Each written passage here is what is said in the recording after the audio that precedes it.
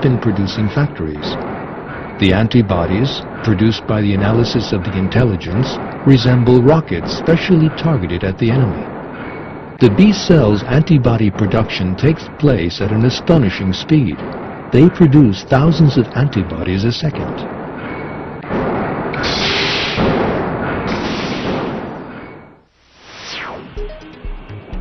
As we have seen, this communication between helper T cells and B cells is a very sensitive alarm code, calling the whole army to produce weapons. Emergency mobilization has now been declared in the body, which is now engaged in total war. The defending army is mustered and soon made ready. With its three-dimensional protein structure, the antibody fits the enemy like a key in a lock.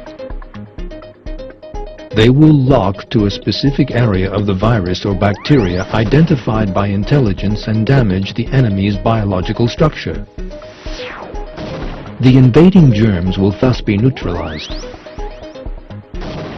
That is because the antibodies produced by the B cells are perfectly designed in the light of intelligence which reaches them.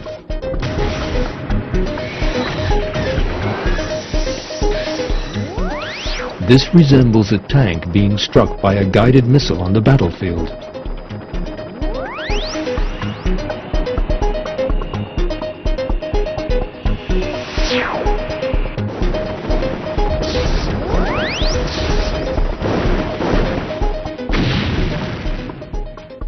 In this way, an antibody weapon uniquely tailored to the enemy is produced, to such an extent that an antibody produced for one virus is powerless against another. This sensitive antibody production resembles making keys to match millions of different locks. However, the B cell, invisible to the naked eye, carries out that production with no mistakes. This is an achievement which goes beyond the bounds of human reason. The helper T cell, which disseminate the intelligence about the enemy to all the cells, send another specialist unit into action: killer T cells. The viruses are neutralized by the antibodies produced. However, invading viruses generally adopt very cunning strategies. Once a virus enters a cell, the antibodies are unable to reach it. Viruses sometimes hide so well inside the cell that neither antibodies nor killer T cells are even aware of their presence. This is because everything looks normal from the outside. Yet despite that, the immune system still senses the presence of something abnormal. In that event, the killer T cells destroy the sickly cell invaded by the virus.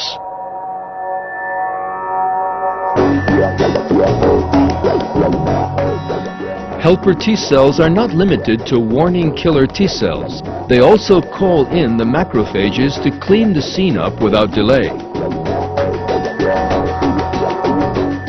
There is a great intelligence behind this behavior because the killer T cells first have to distinguish between normal cells and those in which the enemy is concealed. When they find an occupied cell, they destroy it by injecting a chemical substance into it.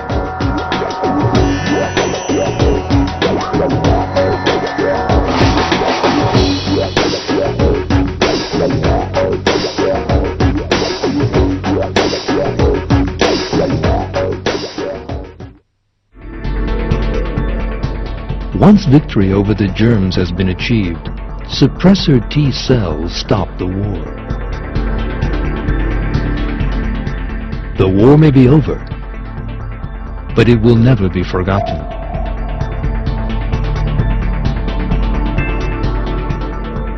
Some B cells which served during the conflict are given long lives and keep the molecular records of the past invaders.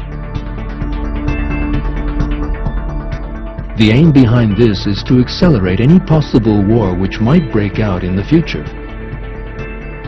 When the same enemy is encountered again, the appropriate weapon to deal with it will be produced in a shorter space of time. Memory cells live longer than other cells. Furthermore, they divide at the end of their lives, and the information about a past war is handed on to new memory cells. Thanks to these properties and the information in their memories, they protect the person against disease for years. Thus, a person who catches a disease as a child can never catch it again. The fact is, however, that it is impossible for a cell to set out a long-term strategy and then decide to store information. This is not an ability developed by the cell, of course, but a property given to it by Almighty God. Do not be grieved by what they say. All might belongs to God. He is the all-hearing, the all-knowing.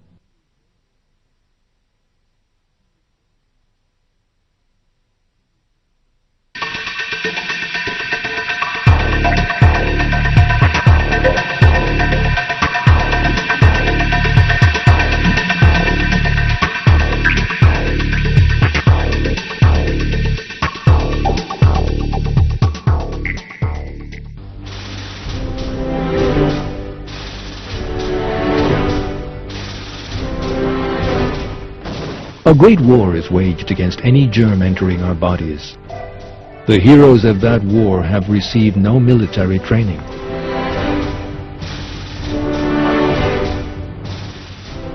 Neither are they possessed of reason.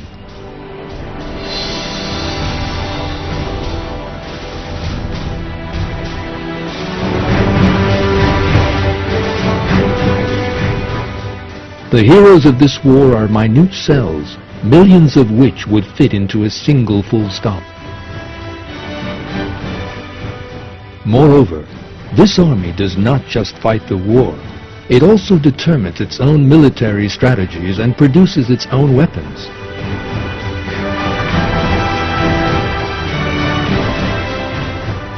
If all these processes were under our control rather than that of ourselves, we would never cope with the immense organization involved. For that reason, it is clear that one cannot expect cells or organs to possess such qualities as mutual communication, agreement, planning, and acting with a perfect organization in the light of those plans.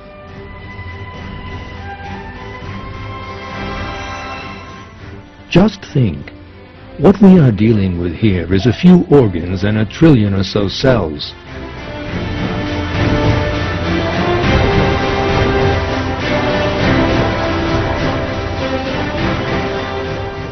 It is certain that a human community of 1 trillion individuals could never perform such a difficult task as mounting a defense without making any mistakes, forgetting anything, and causing chaos.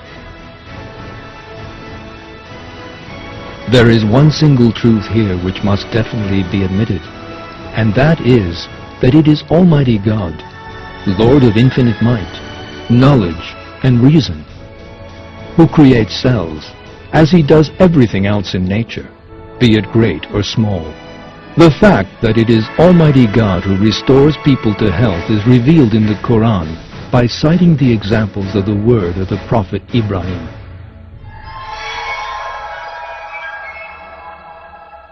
He who gives me food and gives me drink, and when I am ill, it is He who heals me. He who will cause my death, then give me life. He who I sincerely hope will forgive my mistakes on the day of reckoning.